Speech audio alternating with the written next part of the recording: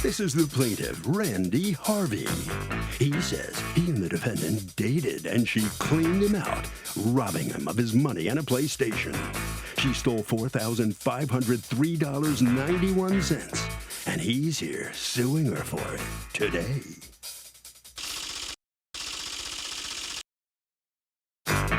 This is the defendant, Crystal Polk.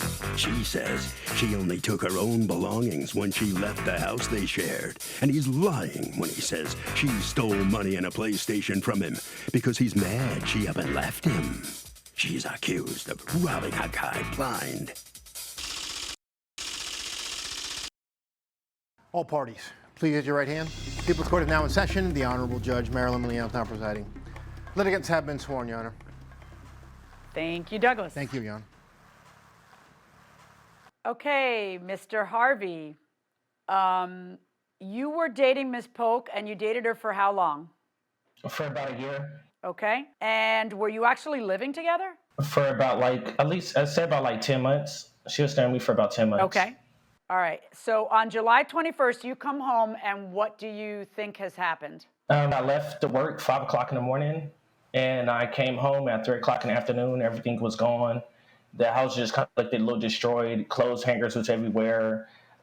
Merchandise and stuff was missing and everything like that. I had money in the house just to pay my bills because I just started back working, and my money was gone and everything else. We didn't have no arguments. There was no domestic violence, no dispute or anything like that. Like I said, I made her some tea in the morning, and I just went on about my business. It was just a regular day to me. Okay, and what was it that had happened? Did she leave you? Yes. Okay, so that's how she broke up with you? Yes. Do you have pictures of how it looked when you got there? Yes, I sent them over The to you guys in ransacking? an email. Yes. Okay, these are hangers, but they're not strewn about like one would see in a robbery. There's some clothes. Whose clothes is that? Them is my belongings. So basically just everything was just dumped out. Like it was just like she was just going through stuff, looking for stuff that she could take that's valuable. All right, pick of closet, router, because you say she stole your routers, right? Yeah, she took the routers to the Wi-Fi and everything. She took chargers. Like it was really devastating. She took a magic bullet? Yes, I bought a blender and stuff like She that. took AirPods? Yes, she took AirPods and everything. She took these earrings? Them was my daughter earrings and stuff like that. Them was a picture I sent to her grandmother. Like I said, I went into the jury box in the closet. The earrings was gone and everything. Right, so how do you have the earrings to take a picture of them and hand them to court? No, them was the picture I sent to her grandmother, letting her know I bought earrings for my daughter for her birthday. Whose hand is that? That's my hand. Okay, all right. Ms. Polk, can I ask you a question? How old are you? I'm 20. 20. How old are you, Mr. Harvey? 27. Okay. You don't look 20. I got to tell you, Ms. Polk. You look a lot younger. And everyone tells me that. I bet they do, and one day you'll be happy about that. I guarantee it. So what happened here? Why was the breakup like a stealth breakup in the middle of the day, and he says he had no clue? Is that true? Did it happen that way, and if so, why? I left when he wasn't home because every time I did try to leave, it would always be like a problem. He was like blocking the doorway so I wouldn't get out, and he was like trying to take my phone from me, and he was just like not letting me leave until my mom pulled up and he let me leave. Okay, but what would he say? We was just arguing over something, and he was just mad and he was just yelling at me, and I was just trying to get my stuff and leave, and he was just blocking my way out. So I left. So you just left in the middle of the day. Did you ever text him and say, hey, I left? No, I didn't. Okay, so that's a weird way to break up with somebody you've been living with for 10 months. It was just easier for me to leave that way because it was just too much of a problem. No, it's always easier. It's always easier for the person who's breaking up to not have decency. It's not that it's not easier, it's that it's not the way to do it appropriately. Now, let me ask you a question. I mean, like, I'm shocked when someone breaks up with somebody through text. You're a level beneath that. You didn't even text. He says you stole a bunch of stuff. Did you take money from his closet? Did you take his Magic Bullet, his AirPod Pro, his charger, routers, his daughter's earrings, yada, yada, yada? Did you take all that stuff from him? No, I didn't take. I did take the internet because that is mine. It's in my name, and I sent all the proof of everything that was mine. the internet was in my name. Everything else it didn't take. Everything I took was mine. So like Okay, the charger, so you everything was took from my your phone. charger, according to you. You took the routers because they were in your name. What'd you do with them? Did you return them to the cable company or the? Yeah, I returned it back to Spectrum because I wasn't using them over here. So I returned them and back. did you take the Magic Bullet? No, I don't even have one. Okay. Did you take AirPods Pro? No, he never had no AirPods. Do you have a receipt for AirPods Pro? I know you're just taking pictures off the internet, Mr. Harvey, and showing them to me, but do you have an actual receipt? I purchased them earlier this year. I have the boxes and everything. I still have all my little devices, but the AirPods is not there. Like I said, she's sleeping with everything and stuff like that. You want me to show you the box? Okay. No, I kind of want you to show me the receipt. Do you have the receipt? I don't have the receipts. I purchased them all all my merchandise. I purchased them in January. All right. Did you take the daughter's earrings, Miss Polk? No, I don't even wear earrings. Show me your ears right now. Am I looking at earrings right now? No? All right. No. Did you take the daughter's earrings, though, anyway? No? No, I did not. So let me ask you a question. I'm looking at the documents that she provided into evidence, and in these documents, it is abundantly clear that the Spectrum equipment is in her name. And that's Spectrum equipment anyway. That's stuff that has to be returned. How is it that you sue for that when it's not even under your name? I was the primary holder of the account. I paid the bills and stuff like that. And so they came back out, since I'm the primary holder, they came back out and reset up my internet. I'm sorry, did she or didn't she return the routers to Spectrum? She did, and when I contact Spectrum, me and her is both on the account. How are you out anything? How are you out anything? I don't care who pays the bill. It's in her name. She did the responsible thing and took the routers to return them, because if you don't return them, she gets billed several $100s. So she did the actually responsible thing, took them with her and returned them. How is it you should pocket $133.94 for that, as though you owned the routers? The answer is no way should that happen. Now, tell me again why you have a picture of your hand with the earrings in your hands. Like I said, because that's so suspicious to me. Then that was a picture I sent to my daughter's grandmother, letting them know I had the earrings. Can you prove that? Can you show me the picture that you sent to your daughter's grandmother, letting her know that you can you kind of get that on your phone and show it to me so I can feel a little better about the fact that there's a picture of earrings that are supposedly missing, so one could not take a picture of them, especially on the heels of finding out that you're trying to pocket $133 for routers that don't belong to you and for a service that's not in your name? No, I do not have that text message with me talking to her grandma about the earrings. Okay. All right. Like so here's a video that you introduced into evidence. I'd like to see what that is supposed to show me. That's her? Yes, that's her and some dude. Who's a fellow with her? Is that a new boyfriend? Yeah, he's just someone I'm staying with. Yeah. Oh, you're staying with another person now. Is he your boyfriend or isn't he? Temporarily, yes. No, he's not. He's your temporary boyfriend, or you're temporarily staying with him?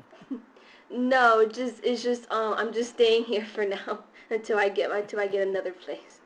Okay, you've submitted these videos into evidence. What is it you want me to glean from them? That she left you? We all know she left you. That was me leaving 5 o'clock in the morning. That's my neighbor's footage, because I didn't know what was going on. Like I said, it was a regular day to me. People are allowed to leave you. Okay, but hold on. People are allowed to be mean. They're allowed to be tasteless. They're allowed to be, it's not a lawsuit that you got dumped. People get dumped every day. I've been dumped. Now you've been dumped. Lots of people have been dumped, okay? That's not a lawsuit. You got to be able to prove to me that she stole stuff from you. What kind of evidence do you have that there was $2,000-something in a closet that she knew about? Like I said, I was on unemployment. I was receiving unemployment benefits. I just started back working a week before that. Okay, so I'm working and I don't have $2,000 in a closet. How are you going to prove that you had the $2,000 in the closet? I sent documents of me taking withdrawals of my money from the bank, from Bank of America. Right, that doesn't prove it was in the closet, though. It's kind of a hard thing to prove. By the way, did you call the police when you realized that she stole the money? Yes, I did. I have the and you filed a police report. I sent you guys the police reports and everything. Right. What I want to know is, what did the police do about it? Did they ever arrest her? They said it was a civil case and that I was in a relationship and I allowed her to have access to my stuff. So therefore, I would have to take it to small claims court. Okay, tell me about money wired out of a bank account. What proof do you have of $700 Yes. wired out of the bank account? Talk to me about that. So I became her payee in like March. So therefore, I'm dishing her What do you her money mean and her? stuff. And Stop, like I stop, said, stop, she's never. stop. What's her payee?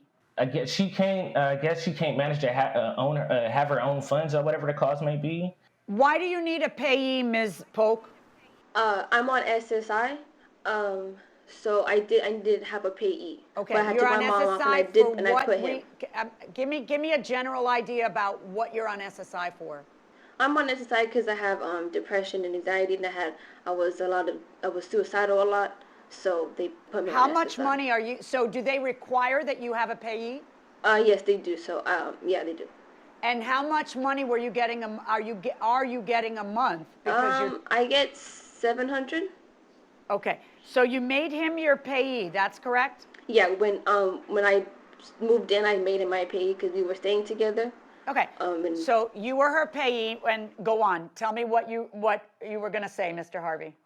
All right, so I became her payee and stuff like that. She was in debt. I helped her pay her bills and stuff like that. Because, like I said, from my understanding, I just seen a young lady being taken advantage of and stuff like that. Like I said, I grew up in foster care. I've been by myself. I have my own place. I have my own car. I've been working. I helped her get multiple jobs with the city and stuff like that. But like I said, due to pandemic, she lost her job. I guess she started getting depressed. You know, I'm at work all the time or whatever, so I guess she was feeling lonely. I really don't know what the cause was. That's why I was devastated when I came home and everything was gone. Not that we had an argument and I was trying to keep her from her will from leaving. She could leave all she wants. It's not going to affect me. My life is still going to go on.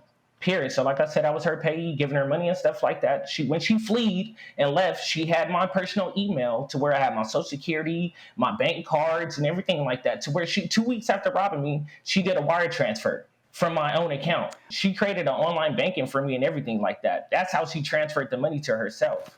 Okay, here's my question to you. Would she do that every month? No, she would not. Like I said, I would get the money sent to me and I would dish her So out. the first time she ever did this was at breakup time. Exactly. Ms. Polk, did you have $700 wired to yourself? I did because it was mine. So exactly how much did you wire to yourself? The 707, what I was supposed to be getting every month. Okay, when did you wire it to yourself? The day it was deposited into the account. Okay, I have a question for you, Mr. Harvey. Is it accurate to say the following? That on the day that her money was direct deposited into your account, that's when she did whatever she did inappropriately in order to get her own money out of your account?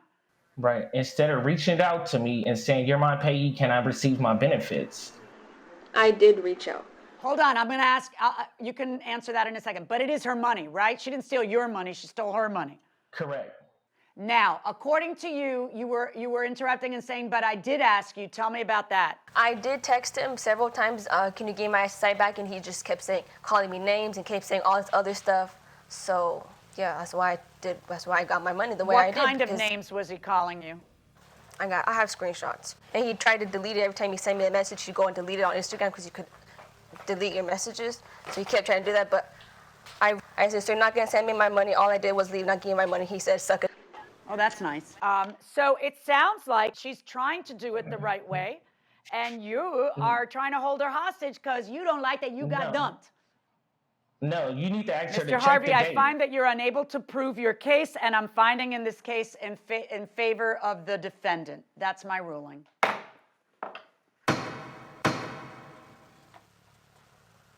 So the judge has made her decision. Let's see what the plaintiff feels about the outcome. Let's ask Mr. Harvey. First off, the plaintiff, how do you feel about it, Randy? Honestly, it was really unfair. Like I said, I just can't do nothing but just continue to keep living on with my life and just keep staying focused and empower myself. What did you think when you came home and she had cleaned you out, so to speak? What was your first reaction? Honestly, I thought I got robbed or whatever and stuff like that. I thought she went back to her parents' house and stuff like that. Like I said, it wasn't no bad blood or anything like that. I just wish that she would have just left my money and just took her belongings and just left.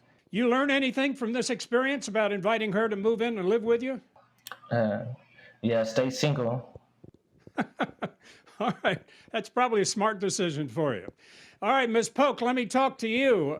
Number one, where are you living now? It sounds like you just move in and live with guys. Is that right? You're living with another guy now? I'm staying with a friend here temporarily. All right. Well, I hope you learned something from this experience. You're still young. You got a lot to learn yet.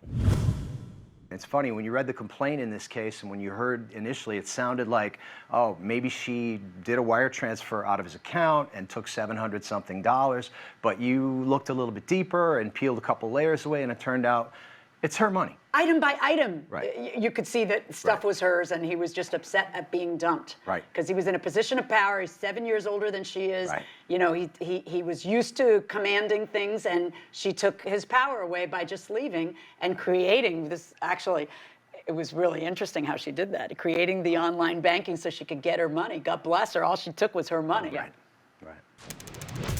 So Patty wants to know this. Hey, Harvey, I heard somewhere that the security deposits were supposed to be placed in an interest-bearing account until the end of the lease. Is this something I made up, or maybe just a good idea? Well, here's the thing. It is a good idea, and in some states, it is the law, and in other states, it is not. But here's what you can do. If you live in a state where it's not the law, you can still put it in your lease that the landlord is required to put your security in an interest-bearing account. Even if the law doesn't say it, the lease can. That will do it for this case. Litigants for the next case inside the courtroom.